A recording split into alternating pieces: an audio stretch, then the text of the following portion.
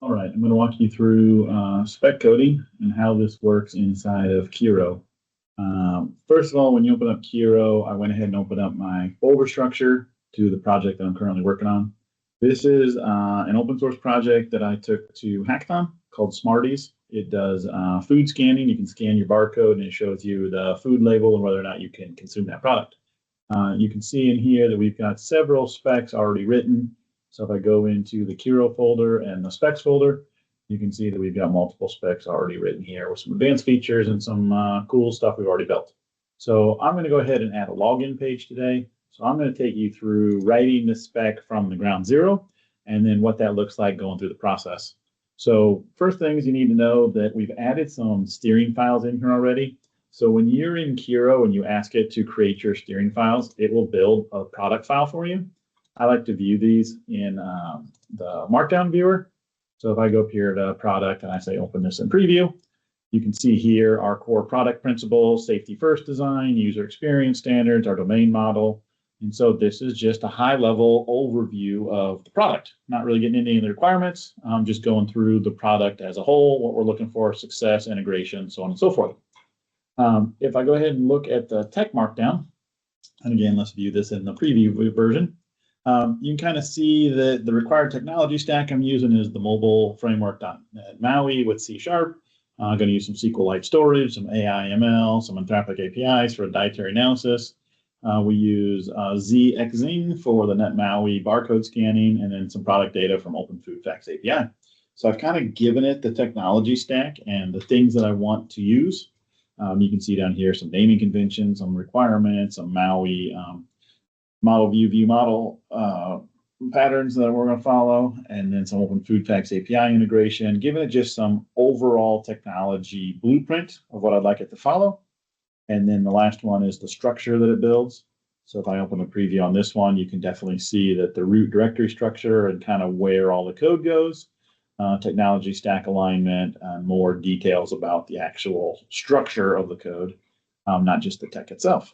So those are the three main files that Kiro produces out of the box for you: product, tech, and structure.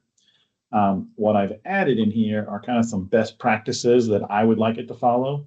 So if I follow an APM strategy, so open a preview on this, I need application performance monitoring, what this looks like, the three pillars I'm trying to follow, metrics, logs, and traces, the throughput, the error rates, the things that I want it to follow as a best practice guide here. C4 modeling, if you haven't seen this one, this is how to draw the model strategy guide, when to draw different models for different purposes and different audiences. I know I'm going to have some CI, CD, so I want to do some DevOps practices. It's following .NET since it's a MAUI application. I want to use Entity Framework rather than stored procedure, so it talks about ORMs and EF Core in here. We do infrastructure as code, so best practice strategy guide on that using a tool called Pulumi, and how Pulumi can do your infrastructure as code similar to Terraform or something like that, but it's .NET code. Following a pragmatic clean architecture design. And so what this looks like and how I want it to structure my code and the layouts. Don't forget about security questions we need to ask. And then following a TDD and BDD, so test-driven, business behavior-driven development practices. So I put all those in as strategy guides, and all that means as guidance to Kiro. And so just like the product or the structure or the tech files provide structure and guidance to Kiro when it goes to generate and use its AI elements, these strategy guides do the same thing. Now, how did we get here and what do we do? Well, if I go back to my files, there's a extension that we can install called Framework Steering. And when you click on the Browse Frameworks, we've got multiple frameworks that we can choose from. And so do you want to use Azure Hosting? Do you want to use SQL Server Stored Procedures? When you click on one of these, it will put that into the product, into your steering files. So these strategy guides get dropped in there for you. And I can share that VisX file so we can do that after the fact. So I'll include that in a link after the video here. So I go into a spec. I said that we want to create a login page. So I'm just going to go in here and say, let's create a new spec to create a login page. login screen to the mobile application. Okay, so real simple prompt. I'm building a new spec. You can see here that it's going to go pull in all of those steering documents we just went through. So all my C4 modeling, my strategy guides, everything that it's doing. It's going to go check the existing specs to see if something similar already exists or if it's got any other guidance that it needs. And it's just going to start reading through the product files and all the other steering files and guides and strategies. And let's see what it can find. So now it's looking for any authentication or login code. Looking for user profile stuff, checking the Maui project structure. So now it's actually scanning the code and looking through some things. It found some user profile information it likes. So it's going to try to see what's in the app navigation and what kind of profile stuff it has. Given all of that, it's going to go ahead and start writing that requirements file for us. So if I go ahead and open that up so we can watch it, you can see here that it built number 18 profile selection screen. And so now it's building the requirements for some type of login mechanism. Give it a moment here to think through this and see if it generates what we believe are good requirements. And if we have any questions or clarifications, we can ask follow-up questions or kind of guide it through the area. So here you go. It's already kicking back some results. So it gives the introduction. This feature introduces a profile selection screen for the SMARTIES mobile application. Allows users to create, select, and manage multiple dietary profiles. Kind of like this. Let's go ahead and look at this in our preview screen so it's a little bit easier to read. There's our glossary of terms, our requirement as a new user. I want to create my first dietary profile when I open the app so I can receive personalized dietary compliance. Gives some EARS format, so it follows the EARS format, which is when then. So when the SMARTIES app launches for the first time, the profile selection screen shall display a welcome message and profile creation. Sounds awesome here. Go into user story 2. As a returning user, I get existing profiles. As a user sharing a device with family members, I want to create and manage multiple profiles. Requirement 4 is a user who wants to try the app without commitment. I want to use a guest mode. Oh, cool. I didn't even tell about guest mode. Sounds kind of interesting feature. As a user with accessibility needs, I want the profile selection screen to be fully accessible so I can navigate and use the app with screen readers. Cool. As a user concerned about privacy, I want assurance that my profile data stays on my device so I can trust the app with my synthetic diet. As a user who frequently switches between profiles, I want quick switching. As a user setting up the app, I want clear guidance on creating my dietary profile. All these are features that it's reading from all the other context that we've provided. Remember, we've been saying context is king. By providing it all of the details about the product and the requirements and kind of what my strategies are, it's gone ahead and made several recommendations here based on create me a login screen. So I like this. I would read through this a little more thoroughly. For demo purposes, I'm going to move a little bit faster than I normally would. So I'm like, this looks great. Let's move this to the design phase. So now it's going to go ahead and work on the design. So we'll go ahead and close out the preview here, and it's going to go read some additional files that it needs because now it's seeing homepage and additional profile information that it's trying to get. You'll see it here in a second as it searches through the workspace. So it's actually reading our code and our project and finding additional information about the application. And then it's going to start building the design markdown for us. So if I go in here to the design, give this a few moments to generate some code here, but it should go ahead and create more of a technical architectural design based on those requirements and how it would fit into the application stack. Remember, we're using a Maui app, test-driven development, all the other patterns and practices we asked it to follow. So it's going to go ahead and make that design. It should generate some C4 models. So we should be able to see from an application stack how this fits into the overall technical stack and how things fit into the overall plan of what is the SMARTIES mobile application. Usually this takes somewhere between a minute to upwards of 5 minutes. It's trying to look through the code and design all that. So we'll see what it does here.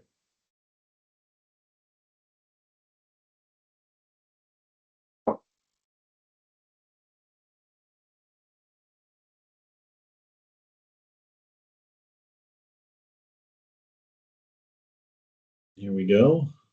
Let's see what it's generating.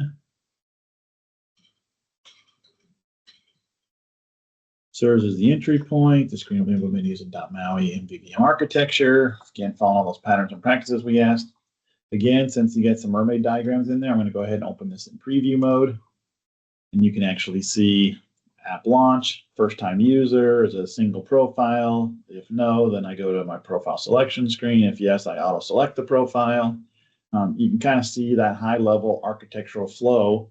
Again, I didn't give us all these directions, but it's kind of made some assumptions and read some of these designs and says, here's how the flow should process itself. I like this a lot.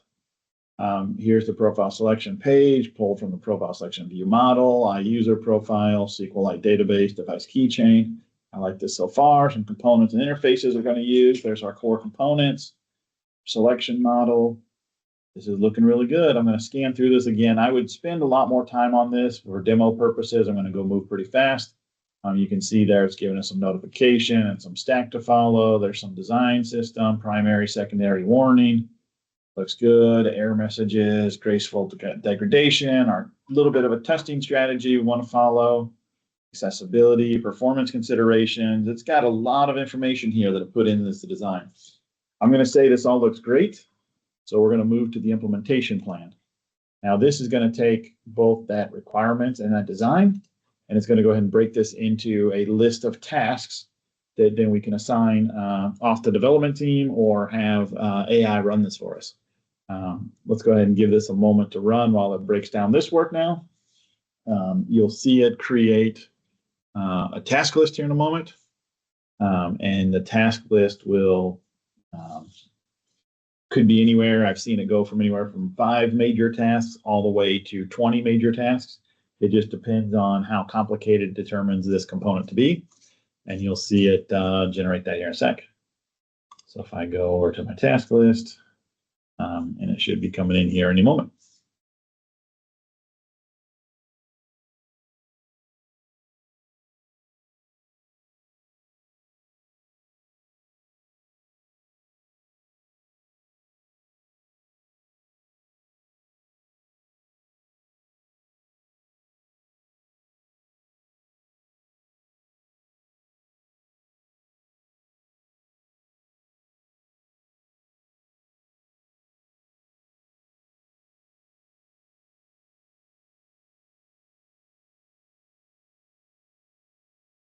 Go, it's generating that all out. So it wants to extend our data models, create some profile selection view model, design and implement that XAML layout, implement accessibility features. You can see here that it's got multiple, and it's got some grayed out down here. These are typically testing and performance tasks. Since I want to follow a TDD and BDD pattern, I'm going to go ahead and make all those tasks required. If you don't, it says it's a faster MVP, but since I want to follow good coding practices, I'm going to say, yes, I want those to be required. So you'll see it bring them back in here in a moment. So it'll go edit that file. Boom, they're all required now. There's our 14 tasks. And it's going to give you the summary of what it did, and then it created the spec for us. This is awesome. This is a lot of good stuff very quickly. Again, I would read through this and make sure this is what I want. What I'm going to do is I'm going to close down this session so I can start a new one.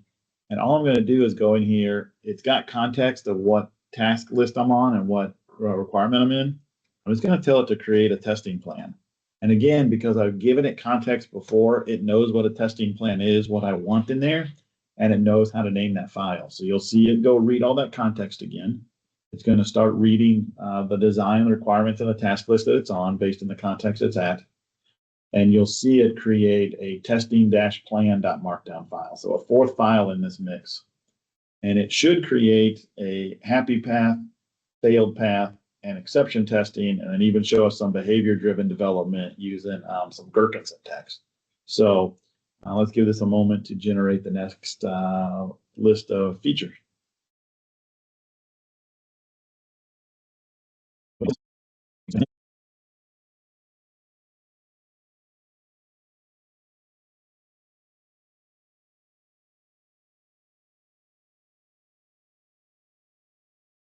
Some of the testing strategy.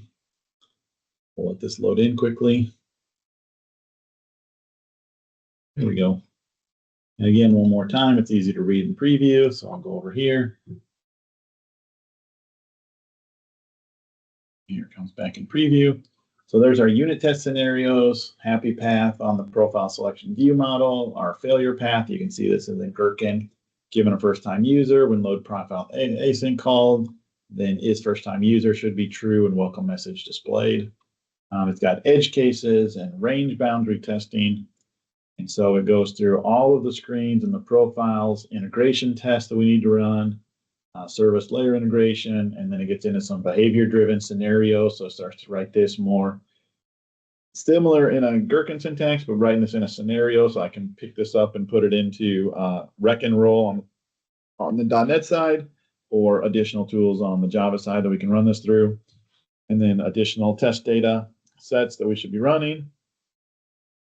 Our coverage goals being 80%. Public API should always be 100%. Business logic 90 plus.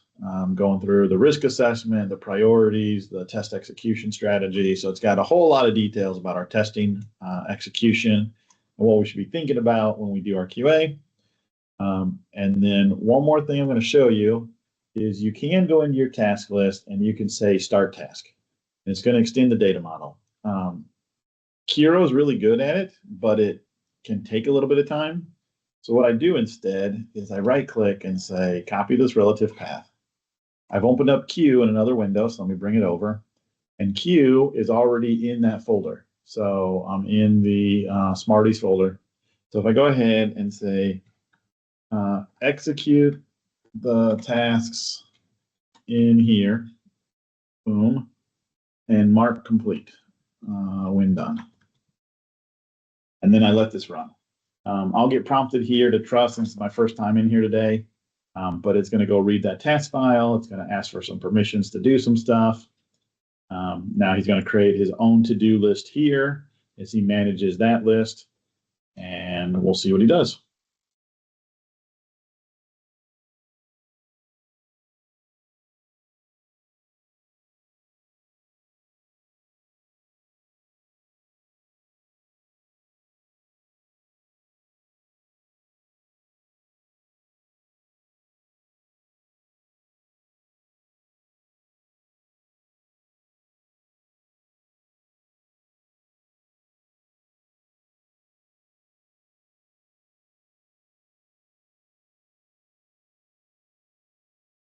All right, so you can see that once it gets completed, it'll give you a summary. I'm going to ask it one question. Did you update the original task list document as completed? Forgets to do that sometimes. So it managed its own to-do list rather than updating it. So it's going to go update that task list for me just to mark them all completed.